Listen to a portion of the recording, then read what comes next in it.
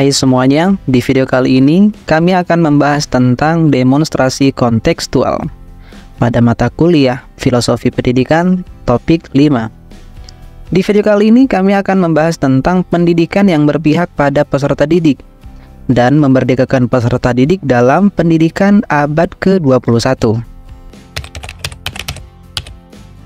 Pendidikan yang berpihak pada peserta didik pada dasarnya adalah pendidikan yang menuntun tumbuhnya potensi-potensi, minat, bakat, serta sesuai dengan kodrat alam dan kodrat zaman. Pendidikan yang berpihak pada peserta didik menekankan pada minat, kebutuhan, dan kemampuan individu, menghadirkan model dan metode belajar yang menggali motivasi untuk membangun habit anak menjadi pembelajar sejati serta selalu ingin tahu terhadap informasi dan pengetahuan. Pada proses pembelajaran, guru sebagai fasilitator yang akan memberikan motivasi pada peserta didik. Munculnya potensi pada anak tergantung pada rangsangan yang diberikan oleh guru dan orang tua. Oleh karena itu, guru dan orang tua dalam mendidik hendaknya menuntun penuh dengan kasih sayang dan peduli terhadap perkembangan peserta didik. Ada 3 karakteristik pendidikan yang berpihak pada peserta didik. Yang pertama adalah manusia merdeka, yang kedua adalah mengembangkan potensi, bakat, dan minat, dan yang ketiga adalah kodrat anak. Pada karakteristik pertama adalah manusia merdeka.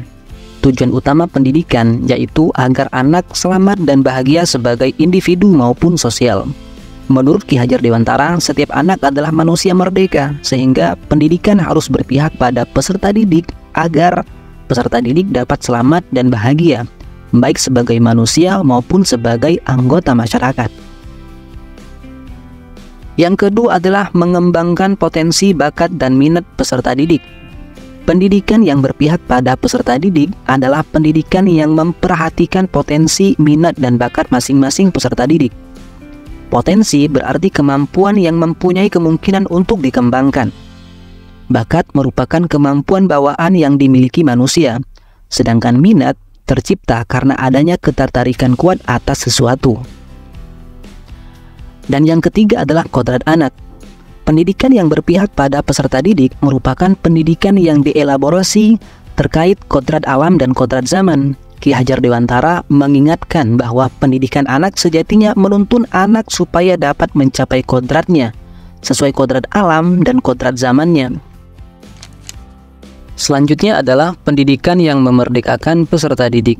Menurut Ki Hajar Dewantara, pendidikan yang memerdekakan peserta didik adalah suatu proses pendidikan yang meletakkan unsur kebebasan pada peserta didik. Gunanya agar mereka bisa mengatur dirinya sendiri.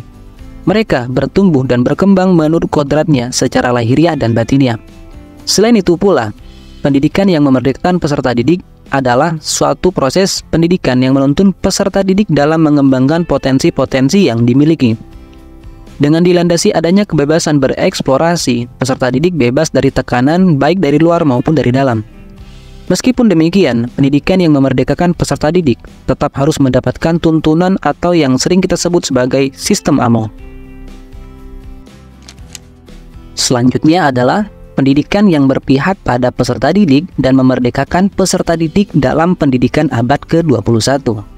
Pada abad 21 ini, pendidikan berfokus agar menghasilkan output sumber daya manusia yang memiliki keterampilan yang terdiri dari berpikir kritis, kreatif, komunikatif, dan kolaboratif. Melalui pendidikan yang berpihak pada peserta didik dan memerdekakan peserta didik, keterampilan tersebut dapat diberdayakan. Dan yang terakhir adalah pendidikan abad ke-21 di Indonesia.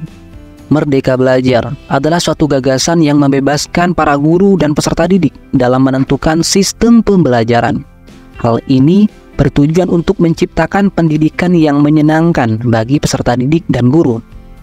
Dikarenakan pendidikan di Indonesia selama ini seolah-olah masih terbelenggu dan belum memerdekakan peserta didik dalam bereksplorasi untuk mengembangkan potensi, minat, dan bakatnya. Sehingga pelaksanaan pendidikan yang berpihak pada peserta didik masih belum berjalan seutuhnya. Contoh implementasi dari pembelajaran yang berpihak pada peserta didik memerdekakan peserta didik dalam ruang lingkup pendidikan abad ke-21 adalah dalam pelaksanaan pendidikan yang berpihak pada peserta didik dan memerdekakan peserta didik, kita sebagai guru harusnya melakukan kegiatan pembelajaran yang didasarkan pada potensi minat bakat masing-masing peserta didik. Misalnya dengan pembelajaran berdiferensiasi. Melalui pembelajaran berdiferensiasi, peserta didik dapat merdeka dalam belajarnya sesuai dengan gaya, minat, bakat, dan potensi yang dimiliki, sehingga peserta didik dapat belajar sesuai dengan dirinya masing-masing.